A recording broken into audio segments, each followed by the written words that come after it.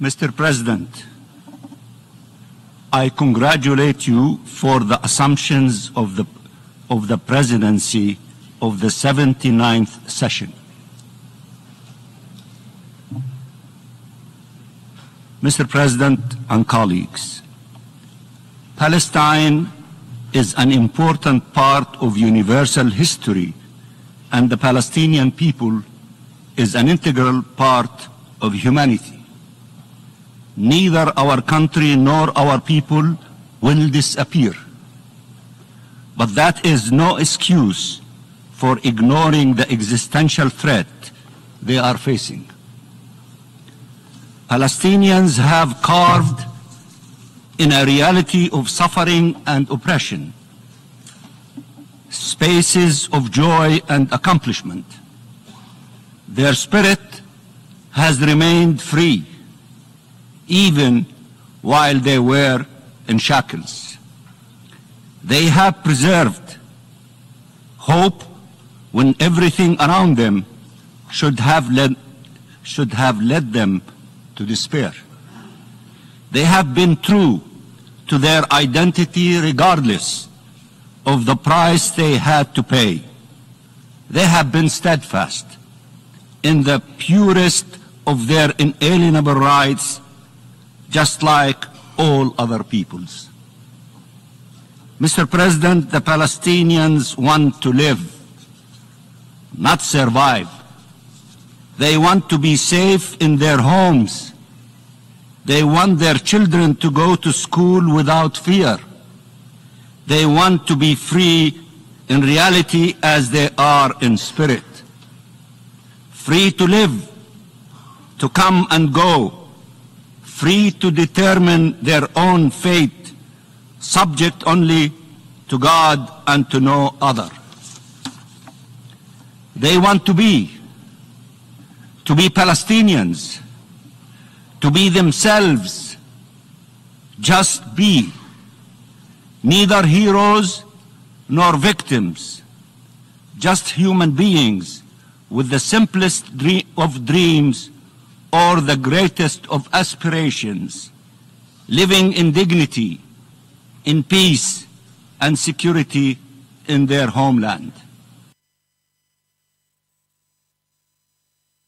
I saw someone in the comment section the other day saying that, telling me that I shouldn't say the West, I should say Western imperialism to differentiate it from, oppressive Western policies. Okay, I don't know if you've ever known me to be imprecise in my choice of words. I say the West because that's what I mean. I also saw someone saying on the same video that I'm just bitter. How astute of you. Of course I'm bitter. I'm a Westerner. That means that I was taught a fictitious story my whole childhood about the West. And I didn't actually get any sort of decent education until I was an adult. And it wasn't provided to me. I had to search it out. I had to find it out. It was hidden from me. And what I found out was that I actually come from a civilization that never civilized. I came from a so-called civilization that is identical to abject primitivity. I came from a so-called civilization that's what you would expect from people who were raised by wolves. It's like your culture was dropped on its head as a baby. The brain of this so-called civilization has a deformed amygdala. The prefrontal cortex of the Western mind is missing. It's like a psychopath. So yes, I learned that I came from a so-called civilization, a so-called culture, that completely failed to develop. We're like the moronic bully in school who pushes people around as a kid, never pays attention, never learns, never studies, and never changes. So that everyone that he bullied, eventually surpasses him in adulthood, in every conceivable way, in maturity, in skills, in knowledge, in intelligence, in career, in health, in relationships, in everything. While he remains. History is different from time. I think that it's a mistake to not understand that. Time is a linear progression. History is not.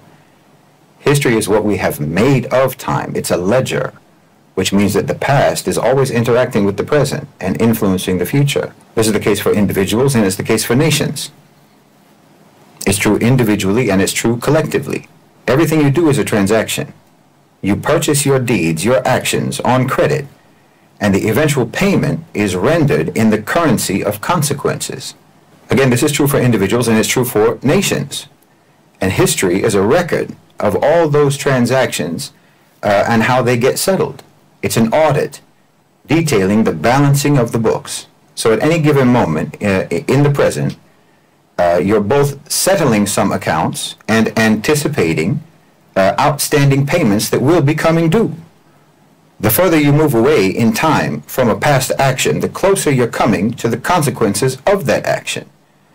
But people, especially on a collective level, on the level of nations, they imagine that the more time goes by, it means that they may never have to pay, as if that transaction just got lost and forgotten somehow. But no, the longer you go without a reckoning, the closer you're getting to the reckoning.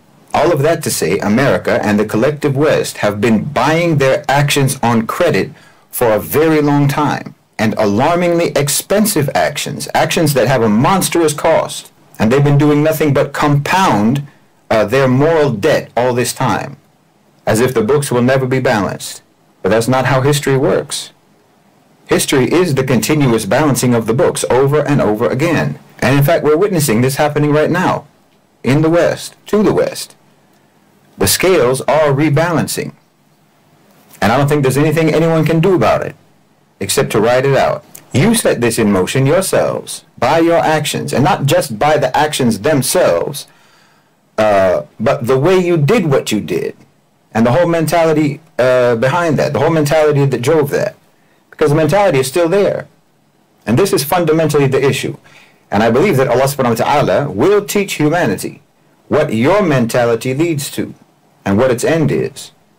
I've said before that the core flaw, the mental or psychological or spiritual flaw of the West originally was the inability to properly assess or assign value. You reacted to the relative material scarcity, resource scarcity in Europe. You reacted with resentment and then with violent accumulation. Your whole culture, your whole so-called civilization was built around these two things: resentment about being in any sort of state that you thought was deprivation. In other words, thinking that you deserved to have more than you had, and being angry about anyone having what you didn't have. And then it was built around obtaining what you didn't have. Yes.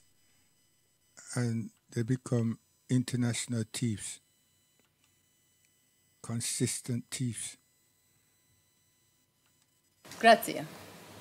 It's a pleasure to be here.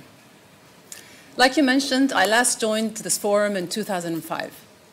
Some of you may remember that year. Armed conflict was roiling Afghanistan and Iraq.